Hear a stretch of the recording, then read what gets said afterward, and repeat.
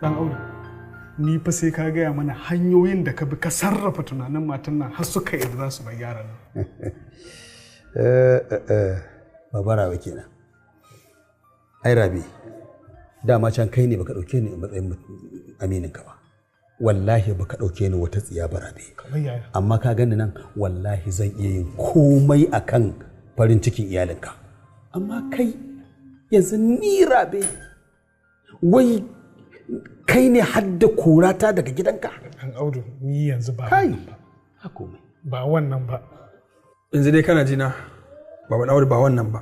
Amma kai dan Allah ka gaya mani menene ka faɗa wa matan nan har ta ce kada a tafi da yaran ta hana a tafi da shi. Shine Alhaji Ali kenan. To ai ni ba wannan na so daga gare ka ba. To ai abin da na sa rai daga gare ka godiya. To sai dai ita kuma godiya kowa da yadda yake yin ta. Wani in ya tashi tasa godiyar da baki yake yin ta, wani kuma da ihsani yake yin ta. Ko ba haka bane? To kai yanzu amma wani kuma in ya ga dama da sai yi godiyar da bakin da ihsanin kab ya hautsina, ya dai danganta dai ga girman mutum.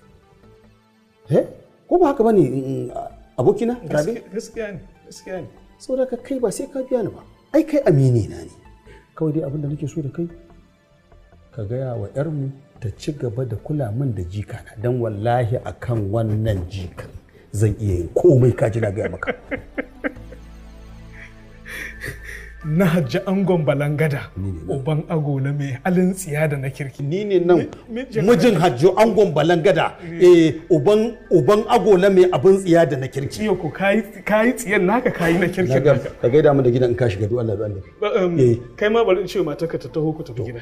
Ina zuwa. Ai baba dan wanda yadda zamu yi ko ka zo gida ko kuma haɗu da kai a TOP. Yadda kake so. Ka zo karba. Baka da damuwa.